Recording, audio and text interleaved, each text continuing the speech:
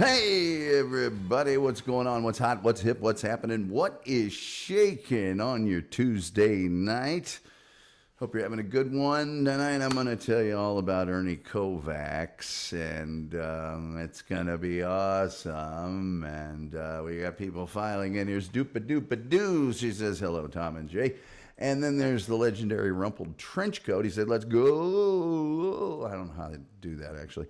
Rumpled Trenchcoat, it's people saying hi, and, of course, people saying hi. The most cheerful chat room on the internet is verified by independent sources. And please like, share, subscribe, notification bell, retweet, all that good stuff. It's free stuff that you can do for us that will help us with the algorithm, the almighty algorithm, all-knowing, all-seeing, all-powerful algorithm. So then we also have super chats and memberships. You can avail yourselves of those. As always, we have a monetary goal of any amount of money. And if you turn on your super chat gift membership-y things, it tells how, and the scroll at the bottom of the screen, you could win a gift membership. A grand prize chosen especially for you. Anyway, so I don't know if I've mentioned this or not. Man, we've got such big things coming up on this show.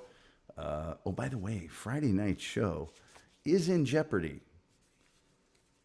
because I've been invited to a thing. Coming up in the coming days, weeks, months, we will have shows on Terry Gar, Section 230, Dan Rather, The Fairness Doctrine, Pop the Balloon, Cotton Club, Stockholm Syndrome, Whoopee Cushion, and or Joy Buzzer, and or Manufactured Practical Jokes, Count Chocula. We will include, because I'm getting a lot of mail about this, Frankenberry and Booberry. We will cover the Wonder Bra in depth, and we will cover perhaps Adult Film Star. Yeah, on the screen with me. We'll see. And Texas Roadhouse. Because, it's one of the best places that you can get. Well, they bring water out, and it's got ice in it. It's not the ice melting to make the water. The water's separate. All right.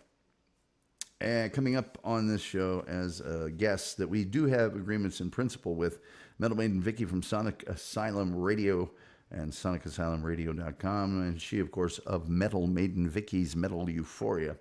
Let's see, Russell Alexander, leader of the Hitman Blues Band. God, you got to check some of their stuff out. And I think if you go to their website, hitmanbluesband.com, and you sign up for their newsletter, which comes out like once every 2 months, you get like 10 free MP3 downloads or something of that nature. I don't know. Cass Haley as well. Cass Haley, legendary musician, Cass Haley. All those things coming your way just for becoming a member. All right, we've got the legendary Terry. I hurt my knee, man. And then there's Rumpled Trenchcoat saying hi. People saying hi. People are saying hi. If I haven't mentioned it, my good friend Ed Robertson, published author and host and producer of TV Confidential, a radio show about television syndicated in the United States, and also a podcast that you can see at televisionconfidential.com, or you can go to edrobertson.com. You just take your pick. You'll find your way. He's got not one, but two books out just in time for the holiday season. This one is Men of Action. It covers The Magician Harry-O, The Untouchables, and Run for Your Life. It's an outstanding book. And let me see if I can find a really good quote from a person. Okay, New York. This is from a New York Times best-selling author. A candy box filled with delicious details on some of TV's classic shows, and a primer on how the industry works. That's Linwood Barclay, New York Times best-selling author. It's a fine book. Nice heft, feels good in your hand. And, of course, it's sold at Amazon or Barnes & Noble or wherever fine books are sold, including you could probably go to edrobertson.com and find it there. And maybe later, it might be a little more expensive, but you can get him to sign it. Now, this book here he's got out is called The FBI Dossier. And I'll tell you what, one way to get him to sign it and write a note, hold on, which you can see right here, is that you accidentally through no fault of your own, say things that he puts in the introduction of the book. It starts with that little right there. This is not, by the way, going to go away anytime soon. You're going to have to look at this at the beginning of every show for probably at least the rest of the week. And then on this page, it comes all the way down to here, right there. So I say we're creeping up on 3/4 of a page, certainly 2/3. And that's why you should get this book. In addition, oh, by the way, you can see the FBI on Pluto for free. And if it's free, it's for me. Chef is in the house. Don't we all love it when the chef's in the house? People saying hi. I'm sure the chef and his crew are cooking up some of them fancy victuals they got out there at that country club. By the way, behind me, as you can see, look at this, is Ernie Kovacs' star on the Hollywood Walk of Fame. And as you can see, my name, let's see, it's counterintuitive. So there. My name here today is the Nairobi Trio. Nairobi Trio, of course, a hilarious thing that Ernie Kovacs used to do. These names are thematic. I rarely draw attention to them because I feel like you guys are hip enough to get it, but sometimes I wonder.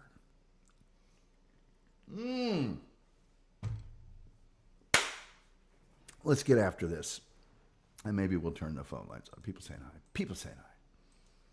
Most cheerful chat room on the internet is verified by independent sources. Ernie Kovacs is a tough tale to tell because Ernie Kovacs was multi-talented. He was just, there was nothing he couldn't do. He wrote music. He was an actor in movies. He knew about technology. He was a comedian. He was a serious actor. He was a man of many faces, as you will see. Part of the reason his story is difficult to tell is due to a number of factors, one of which is I don't think I'm telling any tales out of school when I say that Ernie Kovacs, well, he liked to pop a cork. He really did. Secondly, his shows were universally seen as brilliant, but they had trouble with sponsorship and staying on the same network and the same time in the same place. So part of that was due to the fact that many executives said, it's Ernie Kovacs. He'll be awesome, whatever. Yeah, but that doesn't always. And so, Ernie Kovacs also died at the age of 42. So he died young. But the innovations and the originality and the creativity that he brought to the fledgling industry of television pioneered it in ways nobody else did.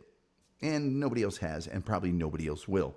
Countless people you know and like, refer to Ernie Kovacs as a major influence.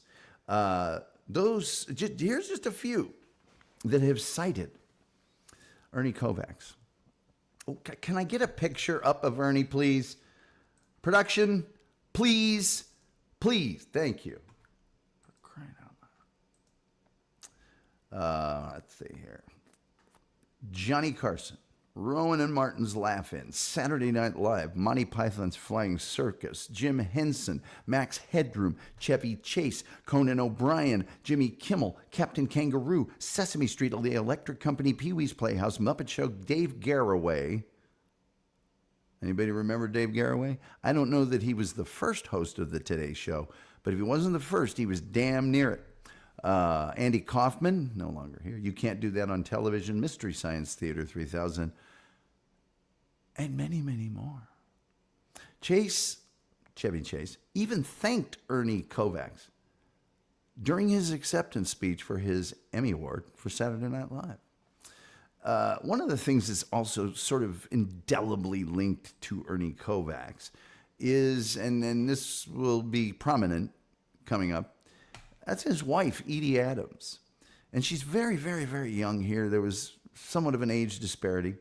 But if you see Edie Adams later in her career, even after, say, 10 years after Ernie Kovacs died, va, va, va, voom. Hey, big spender, spend a little time with me.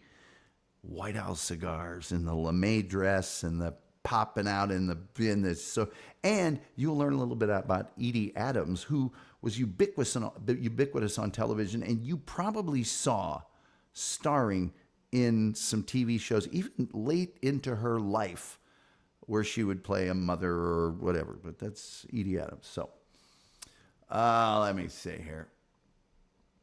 Let me see if should I run through some of these real quick? I think this is probably a good spot. I appreciate your name game. You mean Manny, Fofani, Banana, Rumple Trenchcoat said he was his own variety show. He certainly was. The Wolf is saying hi to folks. People saying hi. People saying hi. People saying hi. Ryan Paredesis. Did I get that right?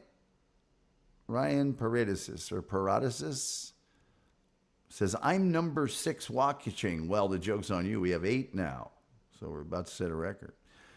Gully, sup, broski. I'm good. I'm good. Do I know you, Ryan? If I do, I'm sorry. I only know one Ryan right now. The chef is saying, people saying hi. He says, love you. You get the star, Ryan. Is that a joke that I'm not getting? Okay, Ryan says, smoking cigs and watching Captain Kangaroo. Says, doo-da, doo-da, do. I don't know. SG Fanboy who sent me a picture I forgot to convert. When you see it, you will laugh heartily. I'm sorry, SJ. Rumple Trenchcoat, say hi, SG. The Wolf says, I love this skit with the rotating room and the detergent. It was very good. It's kind of a spoiler, trying to tell people about stuff. And if you just leak all that, then there's no reason for me, because then Ryan says, cool, thanks, Kim. Dupa, people saying hi. Oh, I'm Greek. I got that. When you left the island of Greece, did you have to leave your brothers behind? Think about it. It's dirty and funny. SG the Legend. Ryan has now put the mark of the beast. 300, 600, 3 score, and 6. You are evil. Total unmitigated human evil. You do from another podcast. Okay. All right. By the way, we never got to see those figures on what percent from the Pew Research Center. And you know why we didn't? Because that doesn't exist. That's why. Rumble Trenchcoat says, Columbo Pot, don't think I wasn't looking. See, because on that particular show, the second you think you know where I'm at on the thing from right to left, nope, you don't. Because I'm not on that. I'm going to check the facts. I'm going to give people facts. And if you're nice, I will drop them in your personal chat, and then you'll look smart, and I won't have to talk. Very mindful of how much I talk on that show. Ryan says, you never watched Captain Kangaroo? You're way older than me, and I'm 34. I'm 34. I'm a man. Me? I watch Captain Kangaroo every damn morning. Matter of fact, when I was in kindergarten, first grade, second grade maybe, they wheeled in a big black and white TV, and we all watched it. Occasionally we get the color, but not very often. It's not like they had 27 TVs back then. The Wolf says, Ryan, are you aware that in the days of the Greeks and the Romans, it was just considered good manners? Let's see. Ryan says, yep, they are all greaseballs, so I left them. Tom, nice joke. If I told a joke, I'm unaware of it, completely unaware of it. Let's get back to Ernie Kovacs, shall we?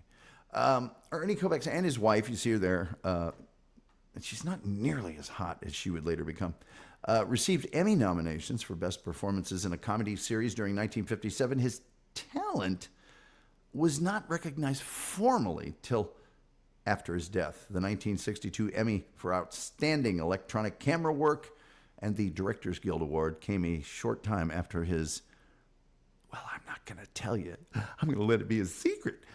Quarter century later, he was inducted into the Academy of Television Arts and Sciences Hall of Fame. He also has this star on the Hollywood Walk of Fame right behind me. And the Paley Center showed some things about him in an exhibit called The Vision of Ernie Kovacs. And Kovacs was more, according to William A. Henry, Kovacs was more than another wide-eyed, self-ingratiating clown. He was television's first significant video artist. So Ernie Kovacs' daddy, his daddy, was Arthur John Kovacs. And that fellow was born way back there in 1890 and emigrated from Tornau, Hungary, which is now known as, it's Slovakia now. Let's not get into a lot of words I can't pronounce. And so he came over at like 16, and then he moved his wife and his son's half-brother into a 20-room mansion. That's right, because he arrived at Ellis Island at age 16, but he busted his ass. He worked as a policeman, restaurateur, and bootlegger. And that last thing he did so well, he got a 20-room mansion in Trenton, New Jersey. Now, Ernie Kovacs was a rotten student. I mean rotten, but he had a drama teacher. For those of you keeping score at home, and I know you are, and please, no wagering, Harold Van Kirk was the guy's name. And so this guy was responsible for Ernie Kovacs getting a scholarship to the American Academy of Dramatic Arts way back there in 1937. And with the same teacher's help, he started appearing in like plays put on by stock companies on Long Island. Now, the end of Prohibition and the beginning of the Great Depression resulted in bad times for the Kovacs family. And when he began drama school, his family couldn't help him. All he could afford was a fifth-floor walk-up apartment on West 74th Street in New York City. And he had no money. But back then, if you had a nickel or a quarter, you could watch B movies, sort of low-budget movies, for 10 cents. And you could sit there until they kicked you out. They were open 24 hours. So he watched all these sort of cheesy movies. And he starts performing for more and more stock companies, doing other things. He would entertain doctors and patients when he got, almost died of pneumonia. So there you go. When he was released from the hospital, his parents had separated. He went back to Trenton. He lived with his mom in a 2-bedroom apartment over a store. And he started working as a cigar salesman. And that began his lifelong addiction to cigars. He was always seen with cigars. He was first paid for his entertainment work in 1941 as an announcer for Trenton's radio station WTTM, Trenton's place for the hits. And he spent 9 years there. And he eventually became the station's director of special events. And this is where Ernie Kovacs really started kicking ass. I'm gonna put a picture up here, and then I'm gonna explain it in a second. And you're gonna go, "Geez, Louise, Tom, you know a lot of stupid stuff." All right. So, as the special events director for WTTM, this dude started doing things like trying to find out what it was like to be run over by a train, leaving the tracks at the very last second, and broadcasting from the cockpit of a plane that he was taking flying lessons in. He would do some nutty stuff. But eventually he gets his start in television. In January of 1950, arriving at NBC's Philadelphia affiliate, WPTZ, for an audition, he was wearing gravity. Gravity is undefeated against humans. Always remember that. And remember this: nobody plummets to glory or success. Never. They plummet to their... Okay, so he arrives wearing a barrel and shorts for his audition. His first show was called Pick Your Ideal. It was a fashion type of program for the Ideal Manufacturing Company. And before long, he was also the host of Deadline for Dinner and Now You're Cooking, shows featuring advice from local chefs. And when Kovacs' guest chef did not arrive in time for the show, he offered a recipe for eggs scavok, which is Kovacs spelled backward. He seasoned the egg dish with ashes from his cigar. The sponsor was a local propane company.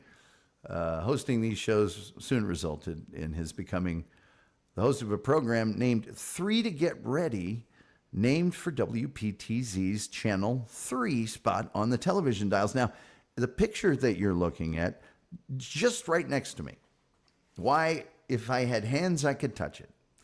Well, that was on 3 to Get Ready in 1951 with Gertrude, who is a giant, whatever she is, inflatable mannequin-y thing, who knows, who became a regular character on his show. And how did she get this job? Well, she was donated after Kovacs asked his viewers to bring in things they no longer wanted and drop them off in the lobby. Now, 3 to Get Ready was a very innovative program because it was the very first regularly scheduled early morning, which back then was 7 to 9 a.m., program in a major television market. And it predated NBC's Today Show by more than a year. Prior to this is going to be like blow your mind, man. Prior to this, it had been assumed that few people would watch television in the morning. Now, while the show was advertised as early morning news and weather, Kovacs provided those two items in an original manner. When the rain was in the forecasts, Kovacs would get on the ladder, pour water down on the staff member reading the rain report, like a bucket of water. Rainy day in Philadelphia. Goats. Yeah, I know I don't often say the word goats on this program, but today I'm going to. Well, they were auditioned for a local theater performance, and tiny women appeared to walk up his arm because he was one of the first people to figure out how to do a camera overlay, which means one picture on top of another. Kovacs also went outside to the studio for some skits running through downtown Philadelphia, restaurants in a gorilla suit. In another, he looked into a construction pit, saying it was deep enough to see China. And when a man in Chinese clothing popped out of the hole and said a few words in Chinese and then ran off. Yeah. Now, despite the popularity of this program and their necessity for props, as you can see from the things I've already told you about, the prop budget for the show was a massive $15, which is why he asked these viewers to send in things they don't want anymore so that he had stuff to do skits with. So anyway, the only character, and this is a character, well, it's the only character that was never ever seen. This is a character that no one on the show ever saw, and it was the most popular character on the show. It was Howard, the world's strongest ant.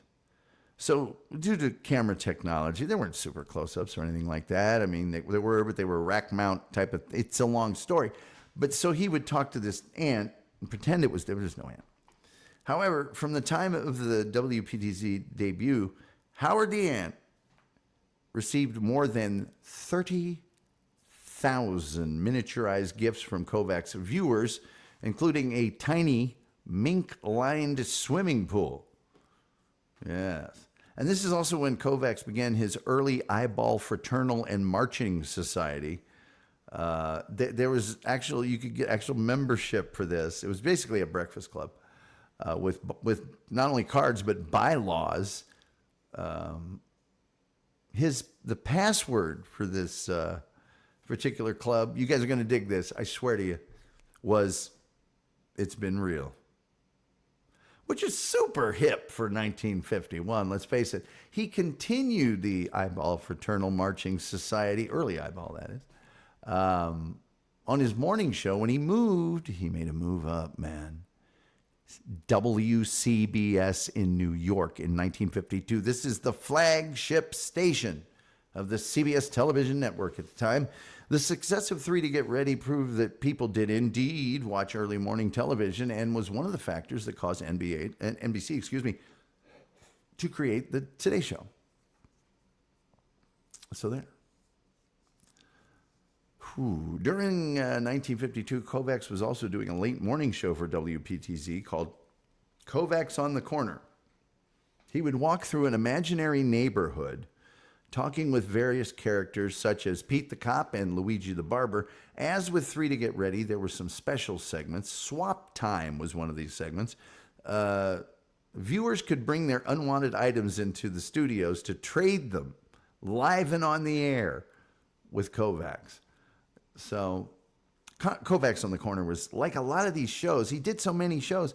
It's almost like he suffered from proliferation, but it was short-lived and ended in March of 1952, along with Three to Get Ready.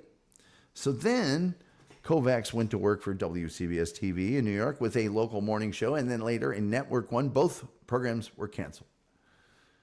And he lost the local morning program for the same reason as Three to Get Ready. The broadcasting time was confiscated by the station's network.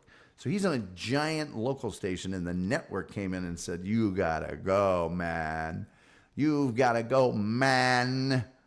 We don't need you anymore, man." So it's one of the things that he said. I'm just going to put Edie Adams up here again for a second. Oh, wow. There's a lot of stuff. Oh, here we go. Captain Kangaroo. And there's the lovely and talented Christy Parsons. Christy, thank you, please. Thank you. Let's all get down, get funky. All right, Funky Bronco says, Kim, what's up, Wolfie? So that's people saying hi. People saying hi. And then the wolf says, he ran liquor. Maybe he knew Popcorn Sutton, who only made liquor. Ryan says, I heard he would hide nickels in his nutsack. Do you spend an inordinate amount of time thinking about and then relaying to others your observations of other dudes' nutsacks? That's information even if I knew. I think it stays in here. I think it stays close to the vest. Yes, Rumpled Trenchcoat, Dutch Masters. And was it White Owl? Did she do a White Owl? Gravity again, kids. Maybe if I light this cigarette. Oh, God, I think I just pulled every muscle in my body. You're right, Tom. They had the surgically removed the nickels. If you say so, man. Do you also see nickels glued to the testicles of passing clouds in the sky? I'm just wondering, because you see them a lot of places. I'm just wondering. You know what the beautiful thing about this show is, Ryan? I get to talk as much as I want without anybody going, come on, Stanley.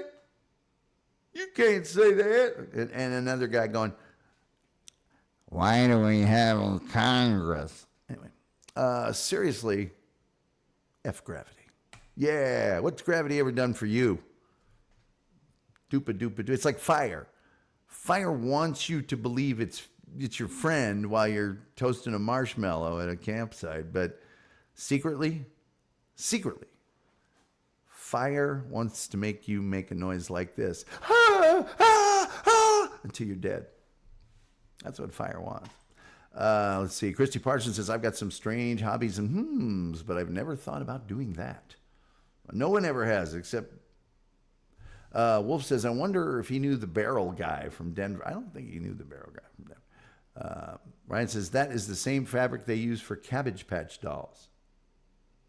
Again, your knowledge of children's dolls is proliferate, more than mine. Let's see here. What is a mink-lined swimming pool?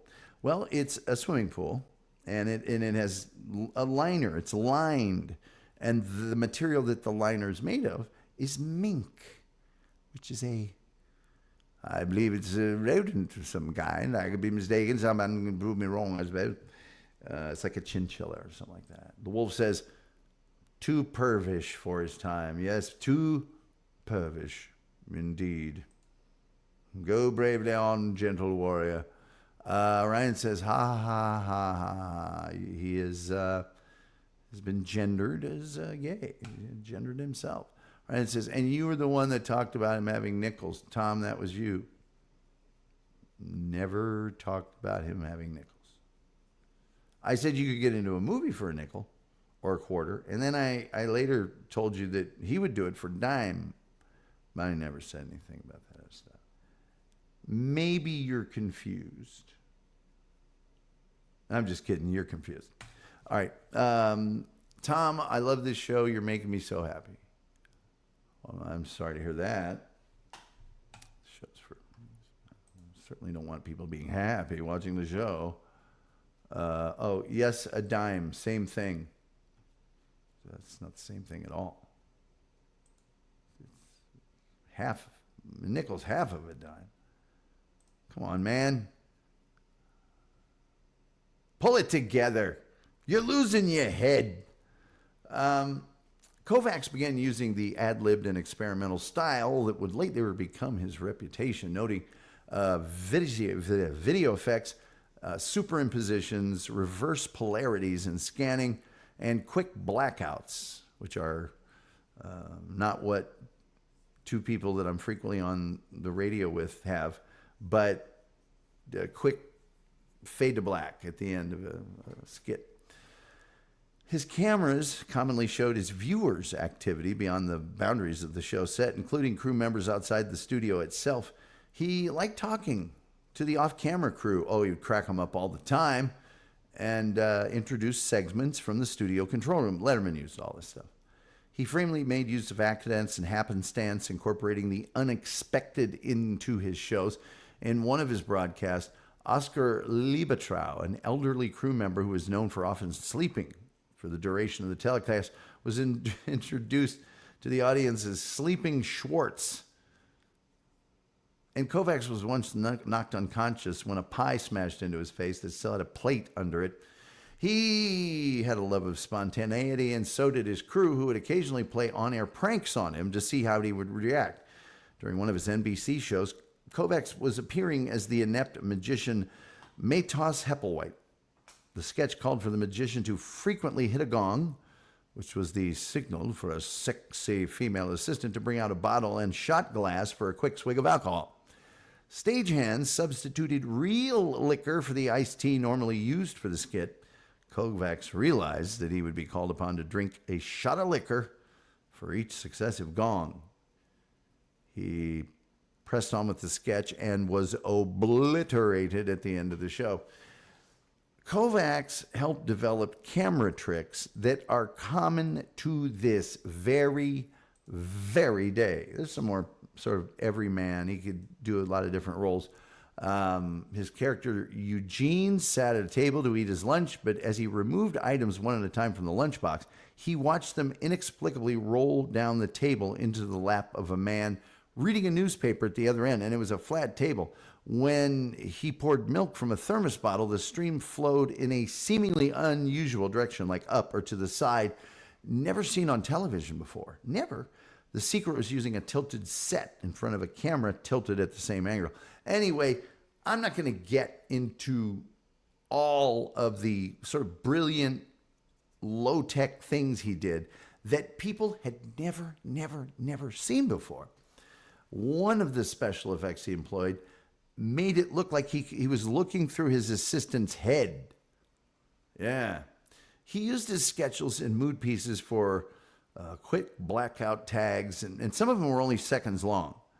And these could be expensive, such as his famous used car salesman routine with a jalopy and a breakaway floor.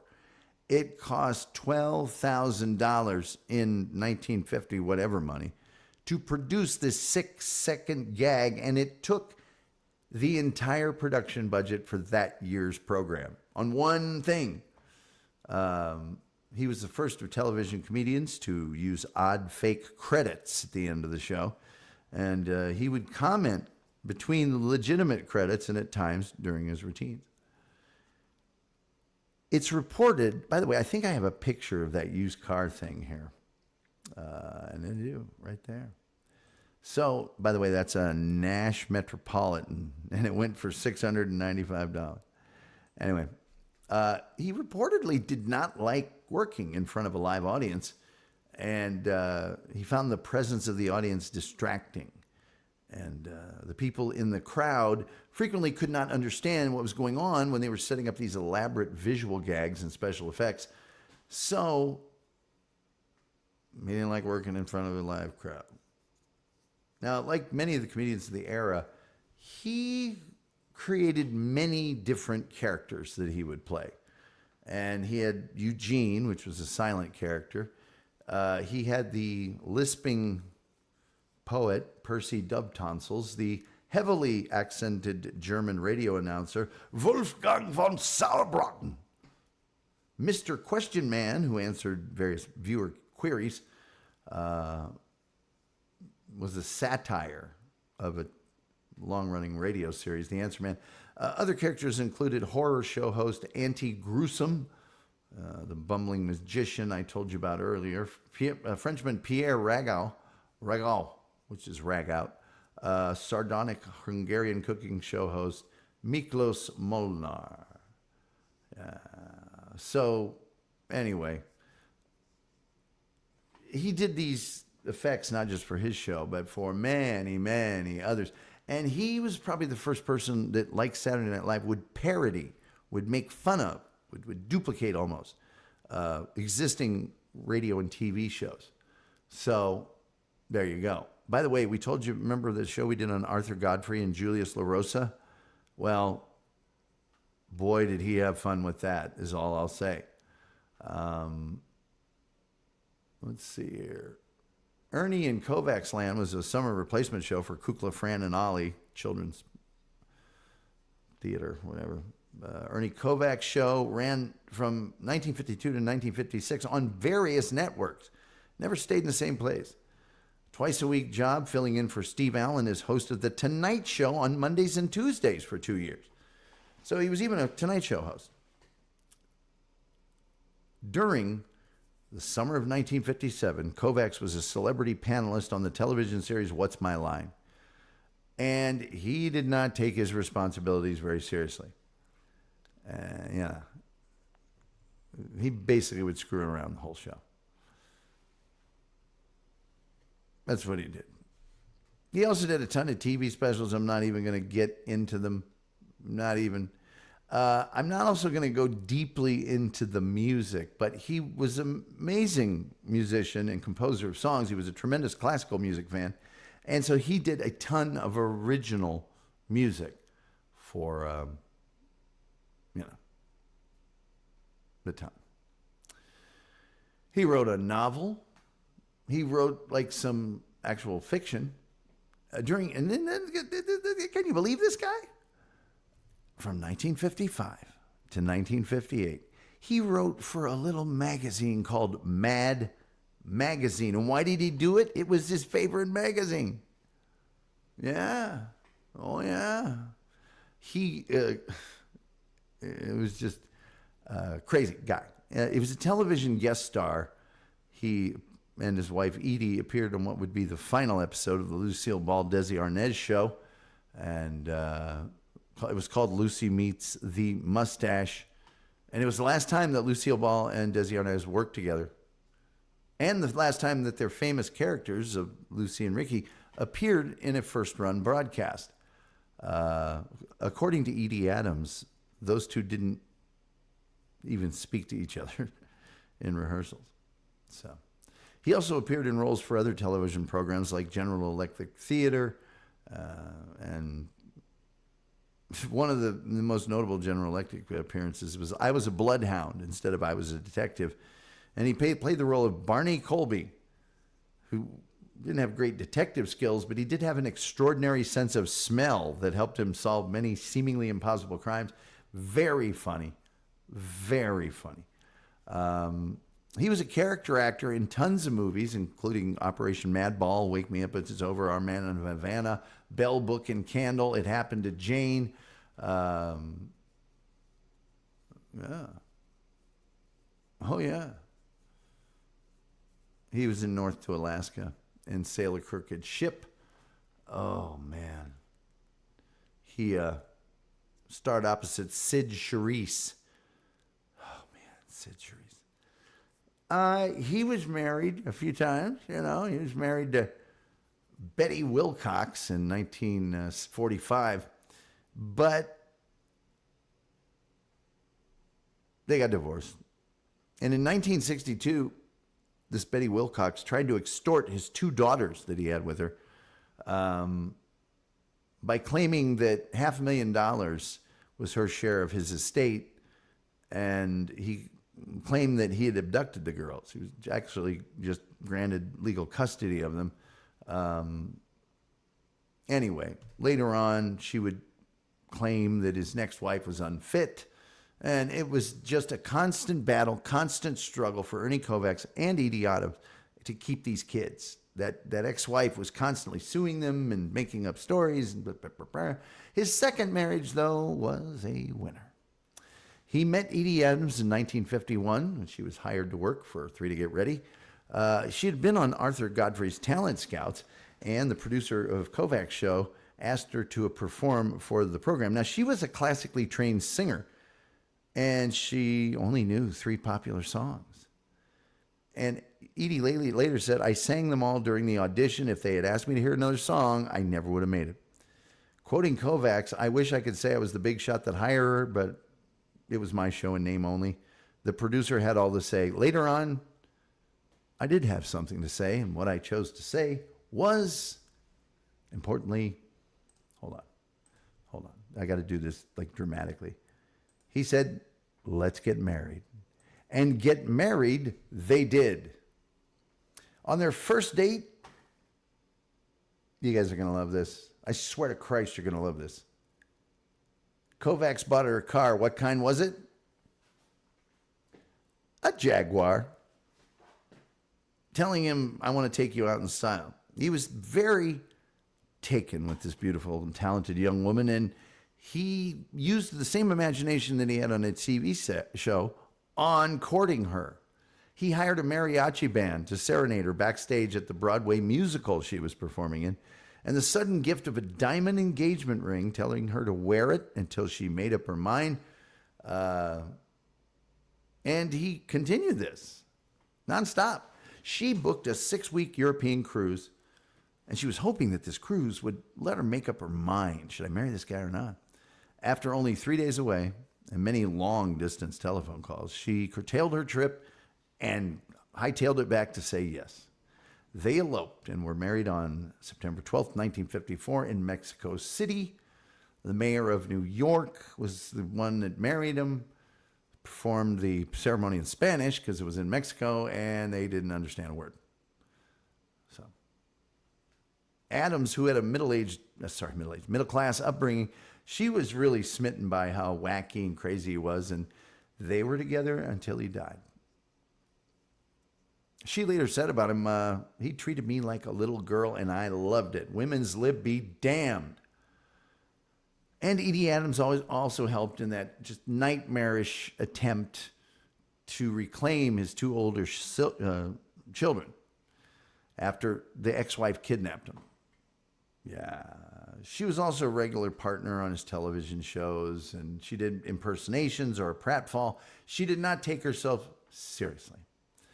The couple did have 1 daughter. She was killed in a car crash at the age of 22 in 1982, but they eventually moved to California because he realized he's working way too many hours. So in California, he'd work fewer hours and have more time for his family.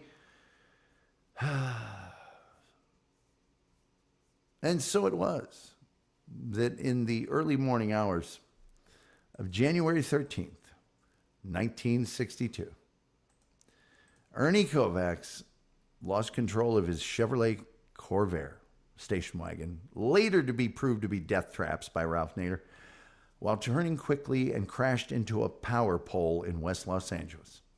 Speaking of power pole, you just go ahead and build your own joke there, I guess.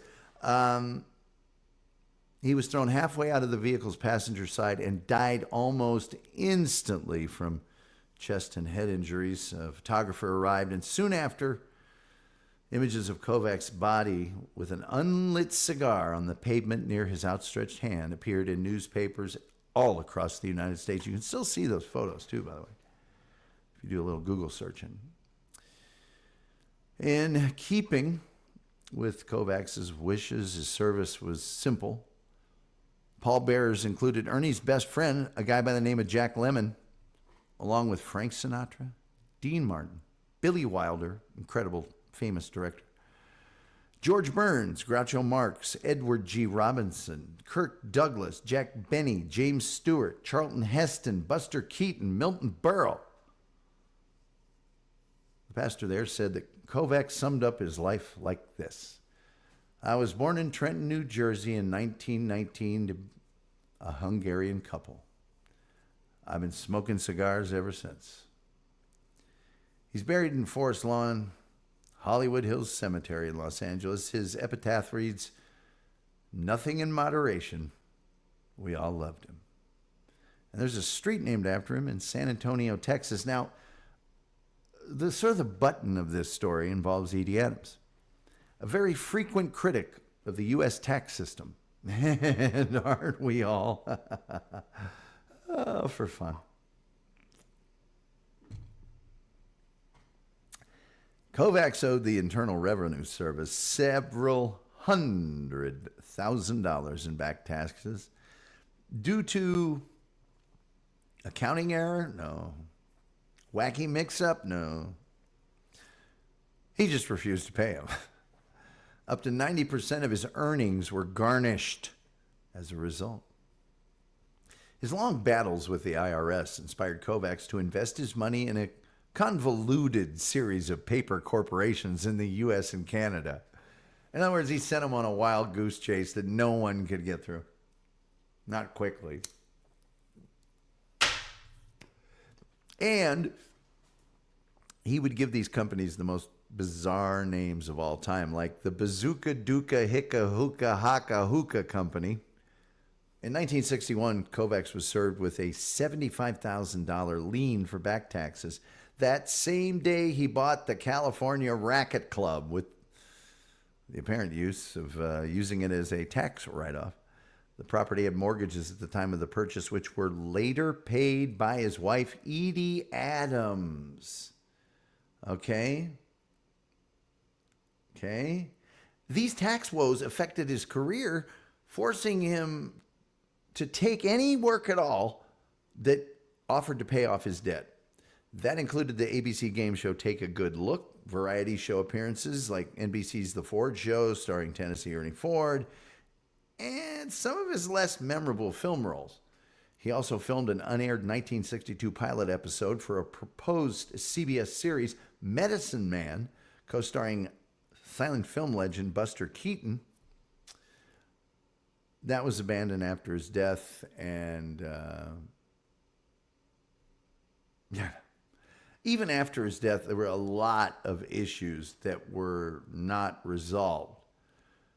Now, Edie Adams, who married and divorced 2 times after Kovacs' death, refused any help from celebrity friends who planned a benefit for paying off that debt. I can take care of my own children, she said, and she resolved to accept offers from only those who wanted to hire her for her talents. Well, Edie Adams did appearances and performances in small town as she worked her smoking hot little ass off, and eventually paid off single-handedly while taking care of the kids, doing everything else, paid off all those debts. Now, most of Kovacs' early television work was performed live. Some, not many, some kinescopes have survived. A kinescope is when someone takes a TV monitor and then they take a film camera and make a movie out of what's on the TV. That's pretty much all they had to get live things recorded at the time. The Ampex audio as the videotape hadn't arrived yet.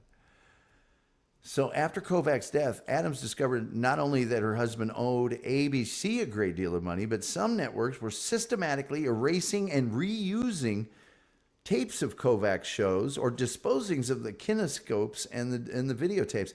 Now, that was a process and a policy known as wiping during 60s and 70s and destroyed all of Johnny Carson's New York Tonight shows. That's how stupid it was. Okay? She succeeded in purchasing the rights to surviving footage with the proceeds from Kovacs' insurance policy and her own earnings after those debts to the IRS were paid. In March of 1996, Adams detailed her experiences before the National Film Preservation Board. Now, she used some of the videotapes she'd purchased to produce a 1968 ABC television special, The Comedy of Ernie Kovacs, to produce the show. She hired Kovacs' former producer and editor, and it was sponsored by Kovacs' former sponsor, Dutch Masters, which she then did ads for forever. Most of his salvage work is available to researchers at the University of California, Los Angeles, known to most of us as UCLA, in their Library Department of Special Collections. Telecasts of edited compilations of some of his work by PBS under the Best of Ernie Kovacs were aired in 1977. During the early 90s, Comedy Central broadcast a series of Kovacs shows under the generic title of The Ernie Kovacs Show, and that included the ABC specials and the 50 shows from NBC. Shout Factory has some great stuff. They always do. Shout out to Shout Factory. They always have cool stuff. He did a few spoken word albums. There you go. There's only 49 surviving episodes of the game show. Take a good look. It's just spotty. Just like his television career due to the drinking and the sponsor and the moving time shows and the networks moving in on him. So that is in a breathtaking pace and not near enough depth. All I have to tell you tonight about Ernie Kovacs. And now let's get to your comments. Can you dig it? Shall I open the phone lines? Well, if I'm going to, I'll just wait a moment. Yes, well, yes. The Wolf says, I remember seeing that show with the used car. Man, I loved his show. Rumpled Trenchcoats say, I remember Edie singing beautifully for a few seconds before getting hit with a pie in the face. Yes, the Nairobi Trio. God, I get ill thinking what history was lost to save a few bucks. Isn't that right? Royalty. Here he is, the one, the only, often imitated, never duplicated, Mr. Joey Catalano. You know him as Joey C. It's always nice to have him here. Joey, nice to see you. Hiya, Joey. People saying hi to Joey. People saying hi, people saying hi, people saying hi. There is, and I have it, you guys aren't going to remember this, unless you're old like me. But at the beginning of every new television season, each of the networks would have a show, a special, that told you what shows were going to be on that year. And one year, Edie Adams was the singing sort of host of that. And she did something new. It was really good. About ABC. Smoking hot. Smoking. People saying hi. People saying hi to Joey C. So, yeah, she did a lot of stuff with ABC, which was at the time the bastard stepchild network. Now let's take a look at the fall season, one we're sure you'll enjoy. And people talking and saying things, various things. So there you go. That's Ernie Kovacs. If you get a chance, watch a little. It's, yeah, if you get a chance, watch it. Are you going to fall over dying? Not necessarily. Sometimes yes, sometimes no. It's a conceptual thing, man. What do we got here? I remember in one of his shows, says Rumpled Trenchcoat, during a montage of bizarre sight gags, he played the original German version of Mac the Knife. Creepy and funny. Yes, from the Threepenny Opera. Yes. Originally from the Threepenny Opera. Yes, that's true. Very true. Yes. Mm-hmm. Yes.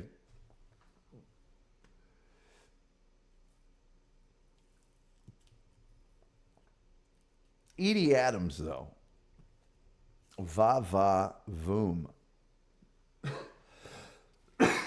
Sorry about that. Couldn't get to the mute button. What do we have left here? About 5.5 minutes? I don't know. What do you want to talk about, man? I got nothing left. I'm wearing a flannel shirt. I just went 90 miles an hour, sweating like a pig in church. Sorry, I'm sweating like a whore in the sun. Strike that. Reverse it. That's what we got going on. What happened to Ryan Peristalsis? I think he thought he was trolling. Rumple Trenchcoat says she was class personified. Yes, and I believe it's her son or her nephew that is now in charge of her estate. And every now and then he releases a few of her personal items to keep her website going or something. It's not crazy, but they're on eBay. You can bid on them, and there'll be like a program that was hers or business cards. This stuff, ephemera, memorabilia, collectibles. Call it what you will. What are we doing tomorrow on this mess? The hell's going on tomorrow on this mess? Absolute mess. There's a chance there won't be a Friday show. So you better eat like a hog at a trough right now, because I got to go to a thing. Been invited to a thing. The thing's not far from here. I could do the show until 8 Central, but the thing starts at 8 Central, but it's not far. And the thing is frequently known to not start on time. And even if it did start on time, if I was there 20 minutes, half an hour late, it wouldn't matter. Yet, I may cancel the show. See, Dupa, do the triple D. She says, I'm going to watch it, but keep in mind what year it is. Dupa, very sage advice. You almost have to watch a lot of his stuff for the pioneering nature of it. More so than for the actual ability of it to entertain. I wish Jared was still in here. Boy, do I wish he was still in here. Earlier this week, while being asked if I believed in free speech, I was kicked out of a Discord that I was invited into.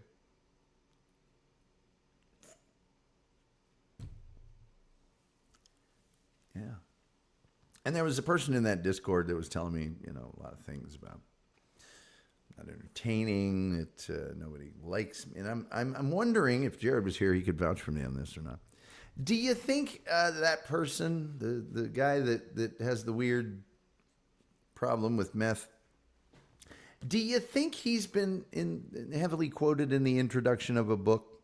By the way, this is not the first book that I've been in the introduction of, or the thank you, or the acknowledgments, or and there's certain books that I'm just in. Oh yeah. I don't care about that stuff, but sometimes it's nice to have in your back pocket when somebody's going, nobody knows about you. You're stupid. Yeah, well, oh my goodness. Thank you so much. Rumple Trenchcoat, of course, has shattered our daily goal of any amount of money with a $5 donation. Thank you so much, Rumple Trenchcoat. We got about 2 minutes left. I kind of feel like I should let you guys get to your, Plus, I'm almost out. And I got to cook. This shirt is so hot. I miscalculated how hot it would get. Dupa says, sorry, I missed. What Discord channel were you kicked out of? Well, I'm not going to say, because then it gives them,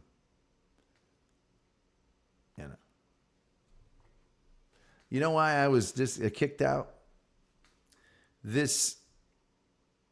I don't know what was wrong with the guy. I don't know whether he was super drunk. I don't know that, like he was a meth addict, like at least one other person in the room. And Kratom, by the way.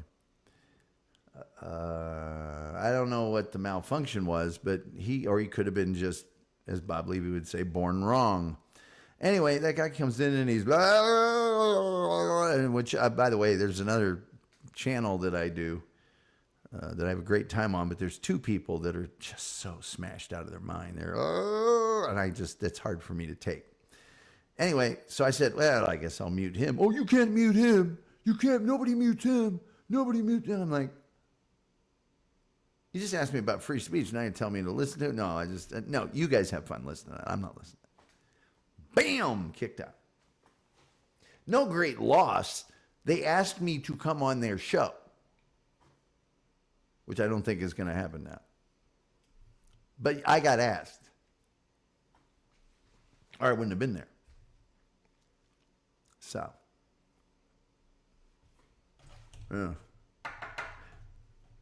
And I don't mention names too much, but yes, it was very funny. The guy on meth, at one point I said, you need to open up a little and group. And he goes, no, actually, that's not true. Obviously, you don't know the first thing about rehab. And I went, yes, excuse me. Forgive me for not having been to rehab as many times as you are. It's a great flaw that I have as a person, that I haven't been to rehab unsuccessfully, apparently, as many times as you do. Let's see here. Oh, also insisted I had been on the Shuley Network 20 or 30 times. And then I begged them to go on.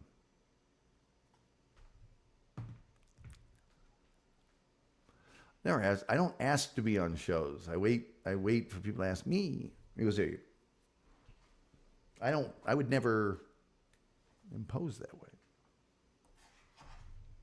I ask people on my show. But some people never get asked, and then they try to make fun of people who do, and then they make up silly statistics, and then you bust them on it, and they're like, oh, well, and then they tell you that you're a member of the Dabbleverse, and you say, no, I'm not. I've never been a member of the Dabbleverse. I've always been Dabbleverse adjacent. I hardly talk about the Dabbleverse. Oh, no, you are, and we're going to make sure you are. How? Don't I have to talk about Tonight Show Boy for a certain number of hours a week, or said, is there some sort of, anyway. The point being, heavily quoted in the new publication. I'll tell you about it again tomorrow. Hey, you know that old clock on the wall says like the ever now green. It's time for me to get up on out of here, man. I want to get on up out of here, man. Now I'm talking to you, you don't have to go home, but you can't stay here. Oh, I'll down to my last line. I got to do, Rump Trenchcoat says, oh, real quick, Duba, the Nairobi Trio was 3 people wearing monkey outfits, playing instruments, striking each other systematically with drumsticks or triangle mallets. You really just have to see it, yeah. Ta-ta for now, says Christy Parsons. Or perhaps in this case, it's ta-tas for now. Rumpel, it's already set up to go. Nick, love that name. Thanks for the trip to the early days of TV, Tom. Yes, back to my 30s. You're welcome. Anytime. Rump Trenchcoat just saying goodnight to Christy. Okay.